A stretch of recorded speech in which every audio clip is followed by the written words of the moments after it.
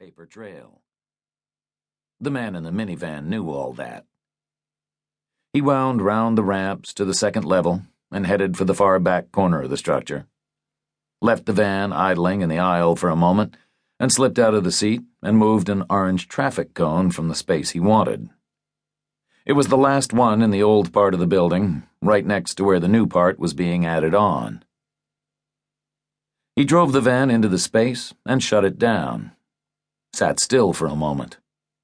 The garage was quiet.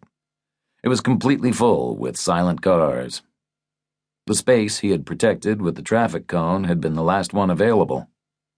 The garage was always packed. He knew that. That was why they were extending it. They were doubling its size. It was used by shoppers. That was why it was quiet. Nobody in their right mind would try to leave at 5 o'clock. Not into the rush hour traffic. Not with the construction delays. Either they'd get out by 4 or wait until 6. The man in the minivan checked his watch. 4 minutes. Easy. He opened the driver's door and slid out, took a quarter from his pocket and put it in the meter, twisted the handle hard and heard the coin fall and saw the clockwork give him an hour in exchange. There was no other sound. Nothing in the air except the smell of parked automobiles. Gasoline, rubber, cold exhaust.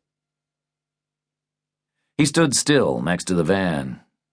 On his feet, he had a pair of old desert boots, khaki suede, single eyelets, white crepe soles, made by Clark's of England, much favored by Special Forces soldiers. An iconic design, unchanged in maybe 60 years. He glanced back at the parking meter.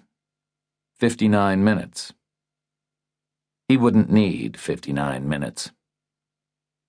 He opened the minivan's sliding rear door and leaned inside and unfolded a blanket and revealed the rifle. It was a Springfield M1A Supermatch autoloader, American walnut stock, heavy premium barrel, 10-shot box magazine, chambered for the .308. It was the exact commercial equivalent of the M14 self-loading sniper rifle that the American military had used during his long-ago years in the service. It was a fine weapon. Maybe not quite as accurate with the first cold shot as a top-of-the-line bolt gun, but it would do. It would do just fine. He wasn't going to be looking at extraordinary distances. It was loaded with Lake City M852s. His favorite custom cartridges, special Lake City Match brass, Federal powder, Sierra Match King 168-grain hollow point boat-tail bullets. The load was better than the gun, probably. A slight mismatch. He listened to the silence and lifted the rifle off the rear bench, carried it away with him to where the old part of the garage finished and the new part began. There was a half-inch trench between the old concrete and the new, like a demarcation line. He guessed it was an expansion joint. For the summer heat. He guessed they were going to fill it with soft tar. Directly above it, there was yellow and black caution do not enter tape strung between two pillars. He dropped to one knee and slid under it, stood up again, and walked on into the raw new construction. Parts of the new concrete floor were troweled smooth and parts were rough, still waiting for a final surface. There were wooden planks laid here and there as walkways.